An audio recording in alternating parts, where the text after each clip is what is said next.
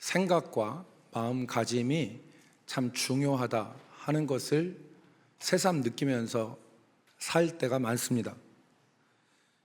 우리가 어떠한 마음가짐과 어떠한 생각으로 살아가느냐가 우리의 실제 삶에 많은 그런 결과를 가져온다 하는 것을 우리가 느낄 수가 있는데요. 실제로 한 사건이 있었습니다. 2009년에 에어프랑스 소속의 비행기가 브라질 리오데자네이루에서 프랑스 파리로 이렇게 비행을 하는데 짧은 거리가 아니었습니다. 그런데 그 에어프랑스 비행기가 이륙한 지 한 4시간 만에 추락을 했습니다. 그때 이 비행기는 자동 항법 시스템에 의해서 조종이 됐거든요. 그러니까 그 목적지를 조종사가 수동으로 하지 않아도 자동으로 이제 목적지에 이르게 되는 자동 항법 시스템이 작동이 돼 있었는데, 중요한 거는 15년 동안, 그러니까 2009년 이전에 15년 동안 자동 항법 장치를 항공계에서는 사용을 했습니다. 그래서 단 한 건의 사고도 없었어요. 그래서 그때 이 에어프랑스 소속의 조종사들도 항법 장치에 맡겼죠. 이륙과 착륙을 제외한 대부분은 신경 쓸 필요가 없었습니다. 그런데 그게 아니었던 겁니다. 이 사건이 최초로. 보통 여러분 비행사들이, 조종사들이 보통 한 비행기에 3명 정도 탑니다. 기장 1명, 부기장 2명 이렇게 타는데 그 비행기에도 약 한 200여 명 넘게 탔기 때문에 3명의 조종사들이 탑승을 했습니다.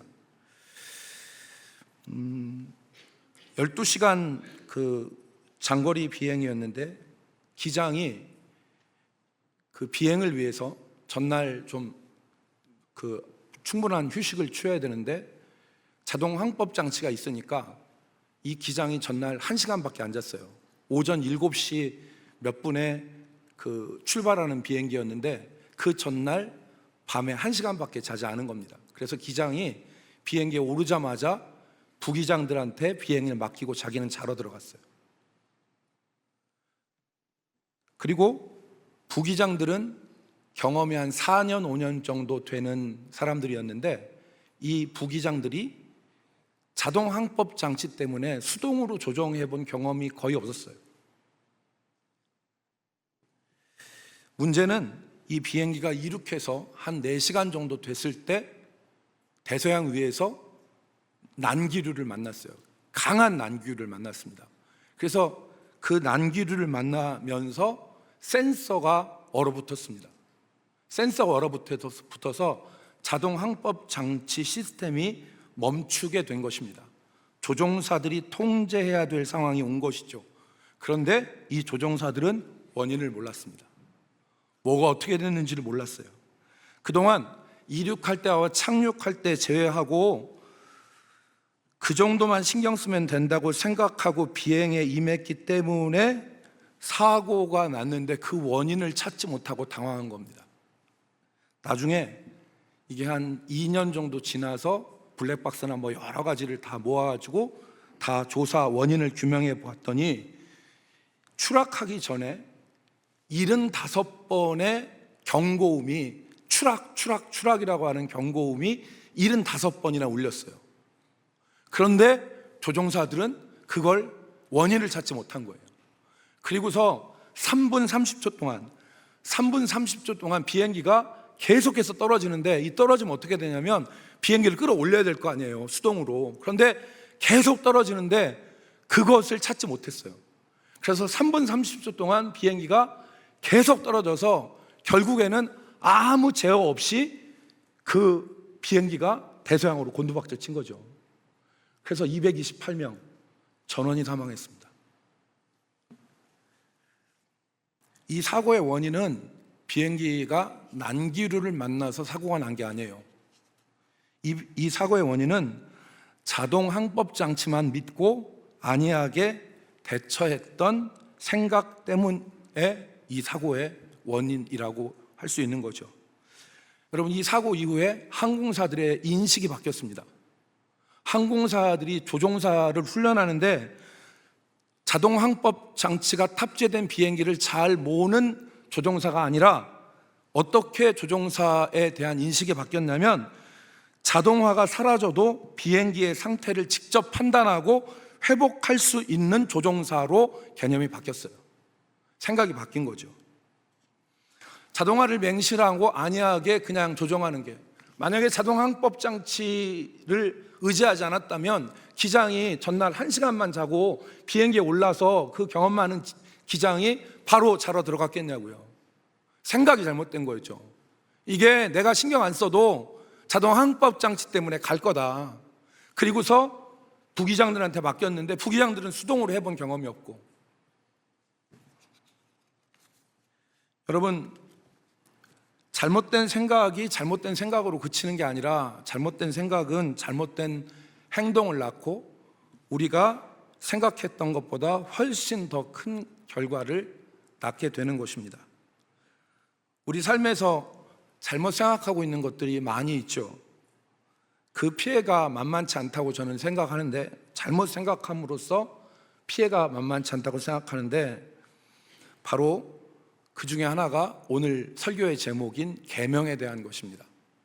우리가 계명에 대한 것에 대해서 잘못 생각하고 있어요. 사람들은, 오늘 우리 성도들은 계명이 무엇인지에 대해서도 잘 몰라요. 계명에 대해서 무지하고 더 나아가서 계명에 대해서 잘못 생각하고 있는 것입니다. 그래서 오늘 우리가 계명에 대해서 어떻게 잘못 생각하고 있냐? 첫째는 두 가지인데, 첫째는 계명을 지키지 않아도 된다고 생각하면서 살아가는 것입니다. 계명을 정확하게 알지 못하고 어렴풋하게 알기 때문에 이 계명은 율법이고, 율법은 예수님께서 폐하셨기 때문에 이 계명은 지키지 않아도 된다. 그러니까 나 외에 다른 신을 두지 말아라, 우상을 만들지 말아라, 안식일을 기억하여서 거룩하게 지키라, 이런 계명들은 구닥다리 율법이고 이 계명은 지키지 않아도 된다고 생각하고 살아가는 것입니다. 부모를 공경해라, 살인하지 말아라, 간음하지 말아라, 도둑질하지 말아라, 이 계명들은 우리의 믿음을 위해서 그냥 경각심을 불러일으키는 말이지 꼭 지켜야 될 것은 아니라고 생각하면서 살아가는 것입니다. 예수님이 우리를 자유케 하시려고 십자가에 달려 못 박혀 죽으셨고 우리를 자유케 하셨는데, 우리가 이런 율법과 계명에 얽매여서 되겠느냐? 고로 이런 계명은 지키지 않아도 된다고 잘못 생각하는 것입니다. 그래서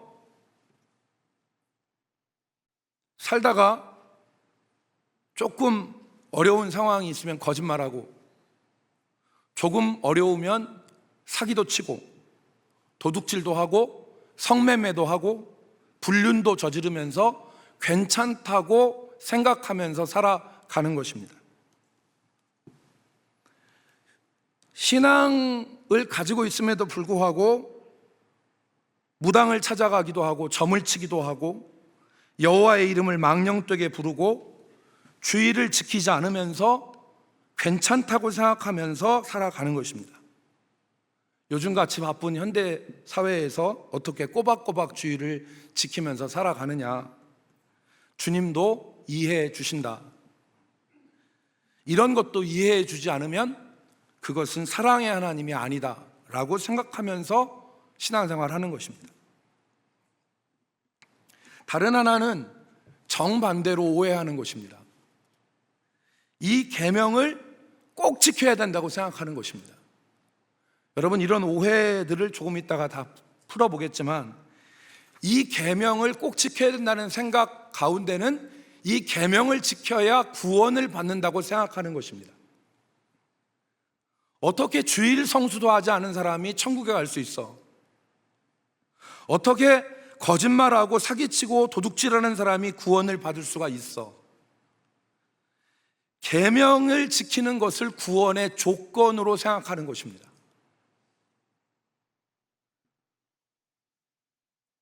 계명을 지키는 사람들이 계명을 지키지 않는 사람들을 정죄합니다.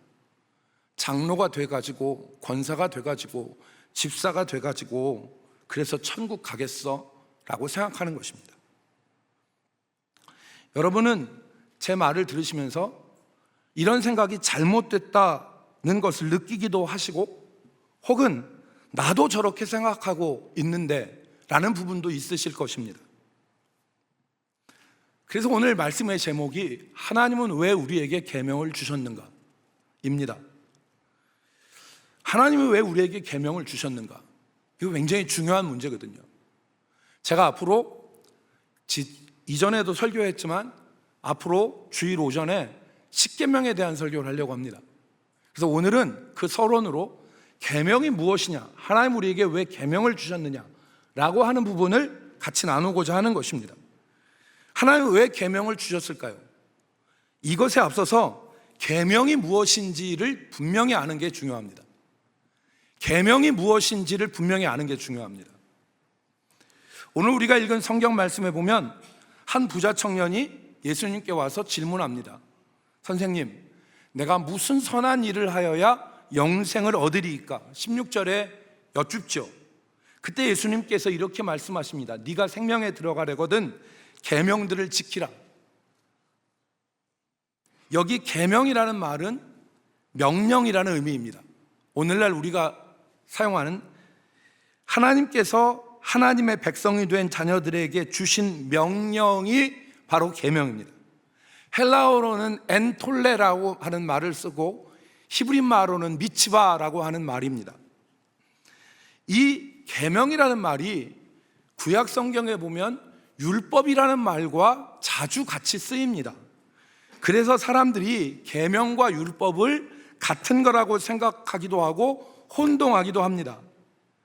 그런데 한 성경 말씀을 우리가 보면 좋겠습니다. 출애굽기 24장 12절 말씀인데 우리 한번 같이 읽어볼까요? 출애굽기 24장 12절 여호와께서 시작.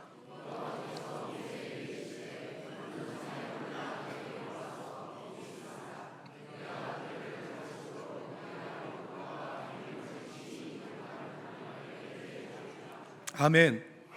하나님께서 모세를 통해서 이스라엘 백성들에게 율법을 주시고 특별히 그들이 지켜야 될 계명을 돌판에 써서 주셨어요. 여기 보면 출애굽기 24장의 이 말씀에 보면 율법과 계명을 분리하고 있는 것을 우리가 볼 수 있습니다. 여기 율법은 하나님께서 모세를 통하여 이스라엘을 가르치라고 주신 가르침이고요, 계명은 그 가운데 지키라고 기록하여 돌판에 주신 것이 계명입니다. 좀 더 설명을 하면 율법은 히브리 말로 토라라고 합니다. 이것은 원래 가르치다, 교훈하다, 지도하다라는 말에서 유래된 말로 교훈이나 가르침이라고 하는 뜻이 바로 토라입니다. 율법입니다. 그래서 이 토라에는 하나님의 말씀도 있고 지시도 있고 이렇게 제사하라는 제사법도 있고 그리고 하나님께서 이렇게 정해놓으신 율례와 규례 같은 것도 이 토라 안에 다 들어 있습니다. 넓은 의미입니다. 그런데 계명은 무엇냐?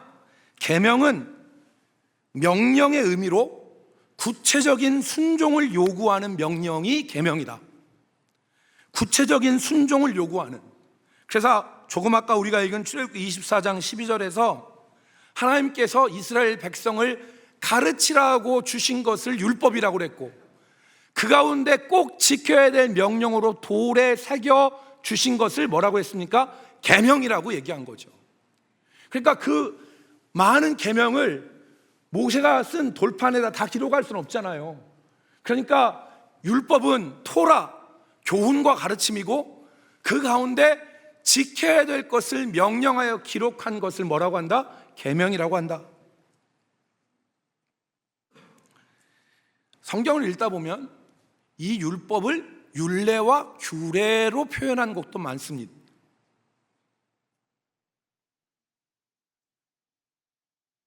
느헤미야가 하나님 앞에 돌아와서 예루살렘 성벽이 무너지고 성문이 불탄 걸 보고 하나님 앞에 자기 민족의 죄를 회개하죠. 하나님 앞에 회개합니다. 그리고 느헤미야가 성벽을 재건하잖아요. 근데 느헤미야 1장 7절에 보면 느헤미야가 이렇게 하나님 앞에 기도합니다. 우리 민족이 주를 향하여 크게 악을 행하여 주께서 주의 종 모세에게 명령하신 계명과 율례와 규례를 지키지 아니하였나이다. 여기서 주의 종 모세에게 주신 계명, 이것은 반드시 지키라고 주신 명령이고, 율례와 규례는 토라, 율법 가운데 있는 법과 규칙을 의미하는 것입니다. 여러분 좀 구분이 되시고 이해가 되십니까? 계명과 율법은 다른 것입니다. 하나님께서 주신 가르침 넓은 것이 율법이고 그 가운데 반드시 지키라고 주신 것이 계명인 것이죠. 그래서 정리를 하면 이렇게 정리할 수 있습니다. 율법은, 토라는 주의 가르침을 의미하는 것이고, 계명, 미츠바, 계명은 지키도록 주신 명령이 계명입니다. 이 계명이 중요합니다. 우리나라 그래서 계명을 경계할 계자와 목숨 명자를 썼습니다. 이건 무슨 의미냐면 반드시 지켜야 될 명령, 목숨을 걸고 따라야 될 명령을 계명이라고 우리나라 조상들은 번역을 한 것입니다.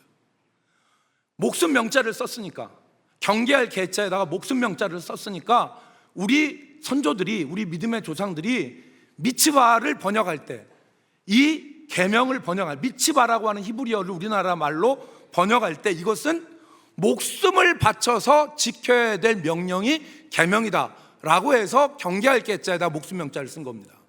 근데 이게 성경의 가르침이죠. 우리 조상들이 잘 번역을 했어요.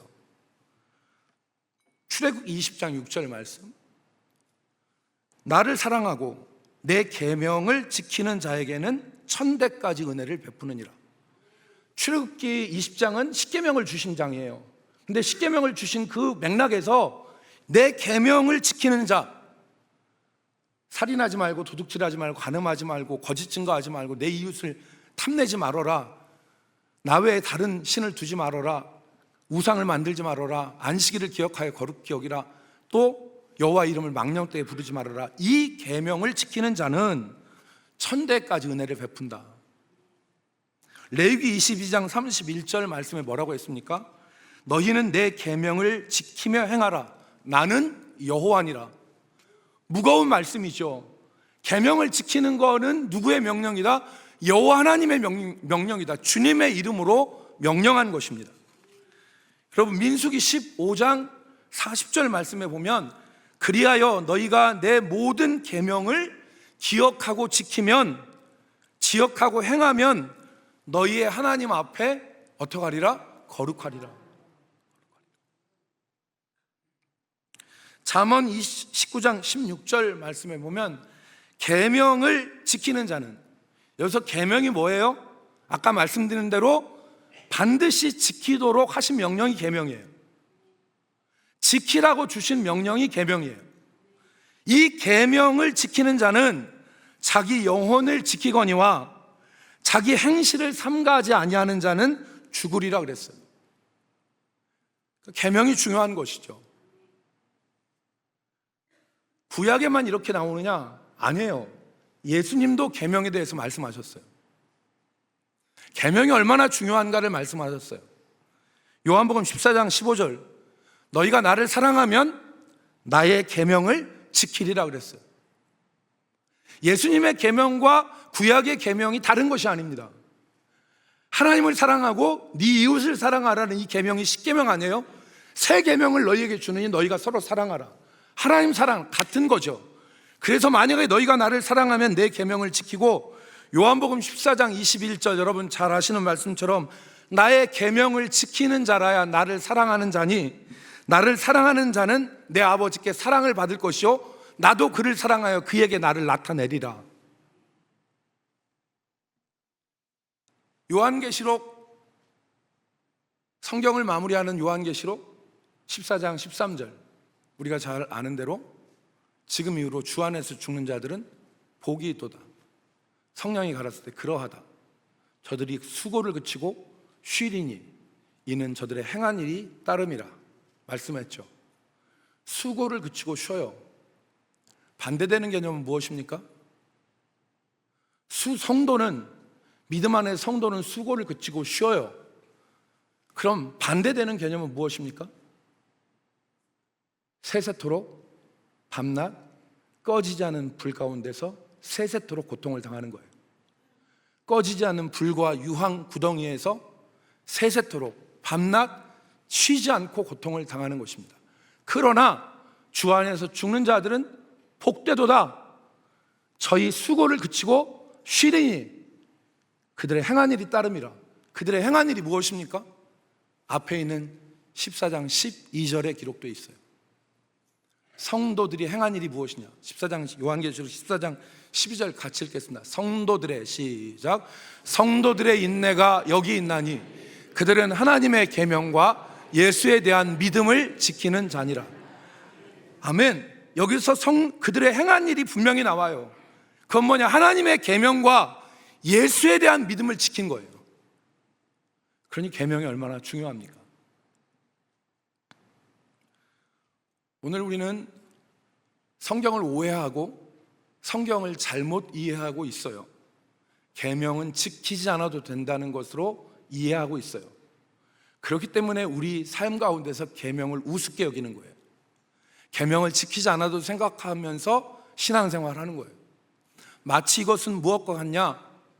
에어프랑스 비행기의 조종사들이 자동 항법 장치만 믿고 가도 괜찮다는 생각으로 살다가 엄청난 사고를 경험한 것과 같아요.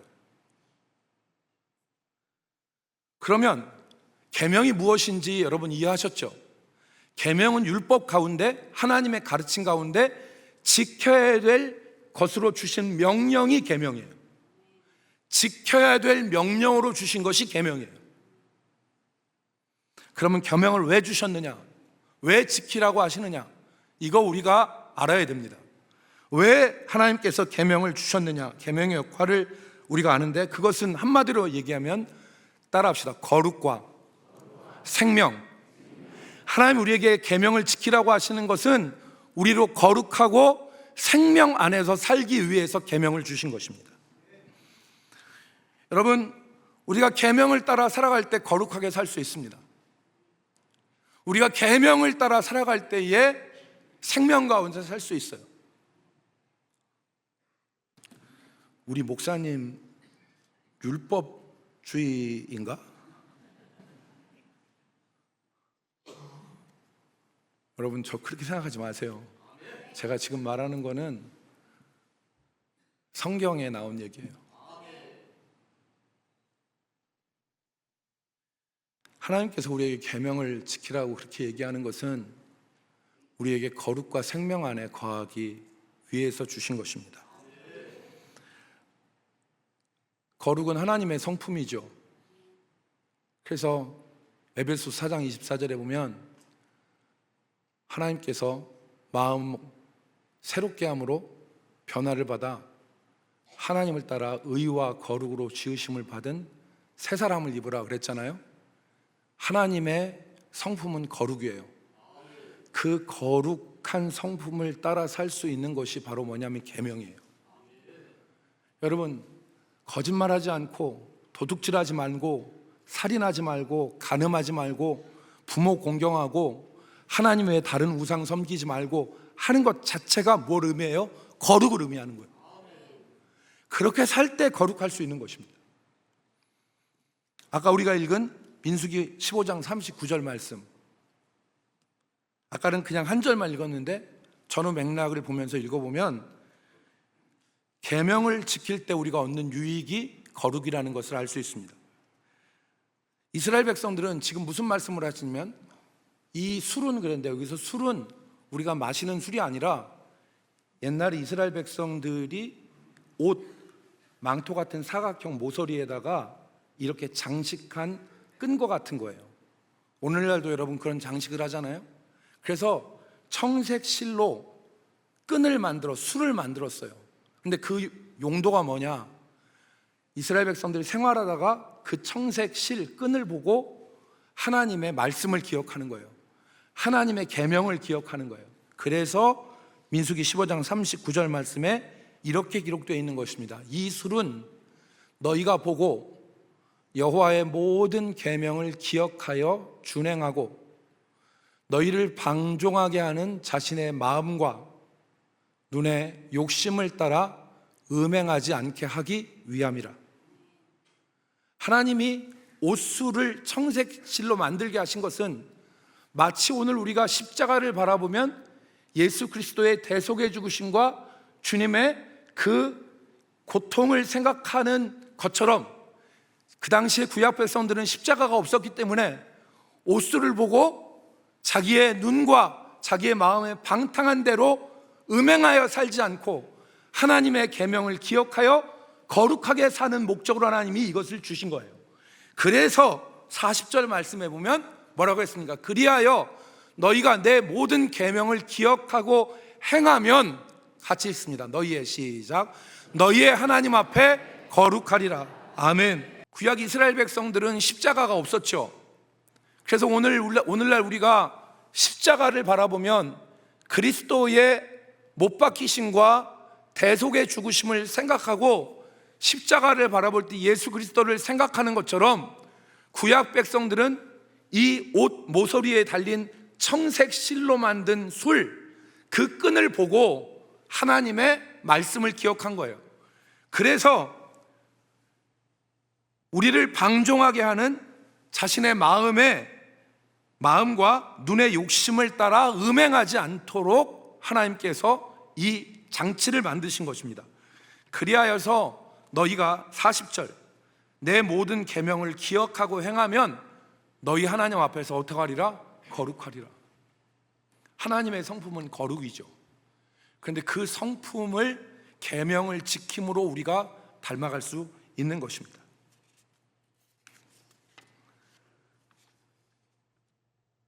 계명은 세상의 유혹과 음행으로 나아가지 않도록 우리를 거룩하게 하는 유익이 있습니다.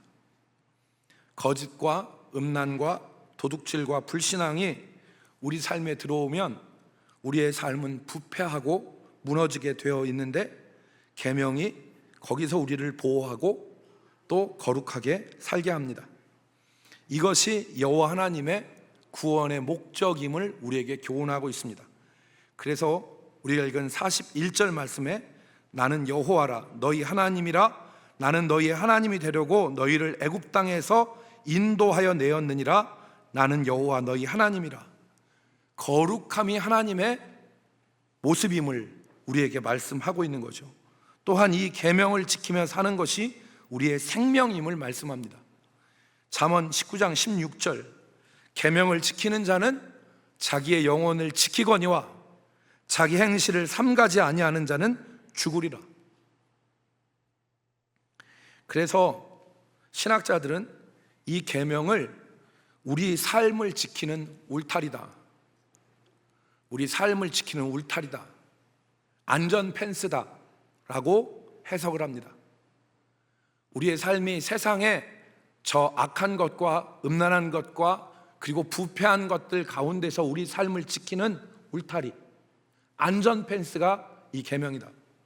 그리고 우리의 삶을 떠받들고 지탱하는 10개의 기둥이다. 그래서 마치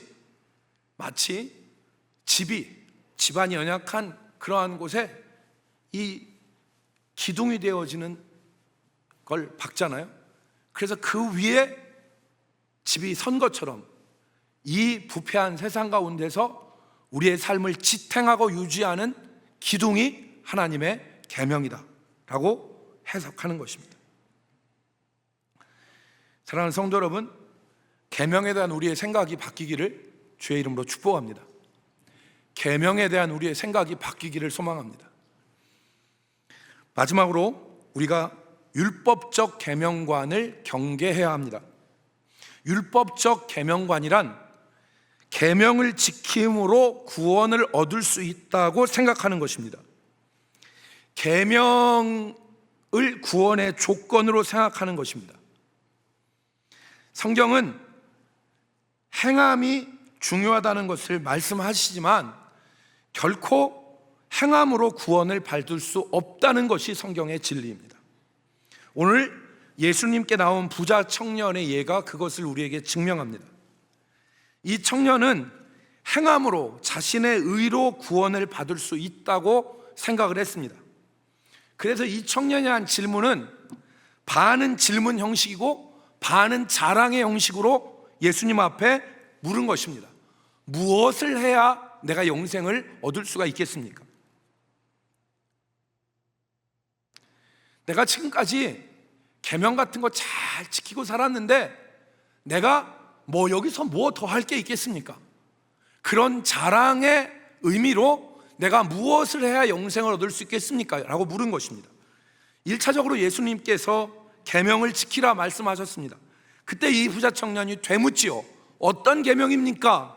라고 예수님께 물었더니 예수님이 부모 공경, 살인, 간음, 거짓 증거, 도둑질에 대한 계명을 말씀하셨을 때 그 모든 것은 어려서부터 이미 다 지켰습니다. 이렇게 대답을 한 거죠. 그런데 진짜 이 청년이 계명을 지켰을까요? 진짜 이 청년이 구원받을 수 있을 정도로 계명을 지킨 사람입니까? 예수님의 두 번째 말씀은 그가 계명을 지켰다는 말이 온전한 것이 아니라는 것이 드러납니다. 21절 말씀에 보면 예수님은 그 청년에게 내 소유를 팔아 가난한 자들에게 주라, 그리고 나를 따르라 말씀을 하셨어요. 그런데 이때 청년이 어떻게 반응했습니까? 그 청년이 재물이 많음으로 근심하여 갔다 그랬습니다. 이 청년은 하나님보다 재물을 더 사랑하였던 것입니다. 계명 중에 1계명을 지키지 못한 것입니다. 그래서 한 신학자는 이 말씀에 대한 해석에서 이 청년이 도덕적 계명을 지켰다고 큰 소리를 쳤지만은 계명의 제1계명도 지키지 못한 것을 예수님이 폭로하신 것이다. 계명이 구원의 조건이 될 수 없고 우리의 행함이 우리의 구원의 근거가 될 수 없습니다. 우리가 계명을 사랑하고 계명을 행하면서 살아가지만 우리를 온전하게 하시는 분은 믿음의 주요, 또 우리를 온전케 하시는 예수 그리스도이심을 우리가 붙잡아야 되는 것입니다. 계명은 우리를 거룩함으로 생명으로 살아가게 하는 울타리요 기둥입니다. 이 울타리에서 벗어나지 말아야 됩니다. 이 계명을 지키며 살아가야 됩니다. 그러나 우리를 온전하게 하고 우리를 구원하는 것은 우리의 행위가 아니라, 우리의 행함이 아니라 우리의 믿음의 주가 되시는 예수 그리스도라는 것을 기억하고 그 주님을 바라봐야 되는 것입니다. 그래서 예수님 하신 말씀처럼 사람으로는 할 수 없지만 하나님으로는 다 하실 수 있다 하신 말씀이 맞는 말씀인 것입니다. 말씀을 정리하겠습니다. 사랑하는 성도 여러분, 우리에게 하나님께서 지키라고 주신 계명을 기억하고 힘써 지킴으로 우리의 삶이 생명 안에, 거룩함 안에 거할 수 있도록 힘쓰며 살아가기를 바랍니다. 또한 우리의 행함이 우리의 의와 공로가 되는 것이 아니라 우리를 죄악 가운데서 건지시고 참 생명과 은혜를 주시는 주님을 바라보는 믿음 가운데 우리의 믿음이 건강하게 자랄 수 있도록 힘쓰시기 바랍니다. 오늘 이 우리의 그 믿음이, 오늘 우리의 이 마음가짐과 우리의 자세가 이 험한 세상 가운데서 우리를 견고하게 세우고 온전하게 세우는 그러한 시작이 될 수 있기를 주의 이름으로 축복합니다. 기도하겠습니다. 하나님 아버지, 신앙이 혼란스러워지고 그리고 우리의 믿음이 연약해지는 시대 가운데서 주님, 우리가 시대를 거슬러 견고하고 굳건한 믿음으로 살게 하여 주시고 생명과 거룩에 거하는 믿음이 되게 하여 주옵소서. 우리 대전 남부교회 모든 성도들에게 바른 믿음을 허락하여 주시고 생명의 말씀, 진리의 말씀을 굳게 잡아 미혹되거나 흔들리지 않게 하시고 진리로 나아갈 수 있는 우리 교회가 되게 하여 주옵소서. 예수님의 이름으로 기도 올리옵나이다. 아멘.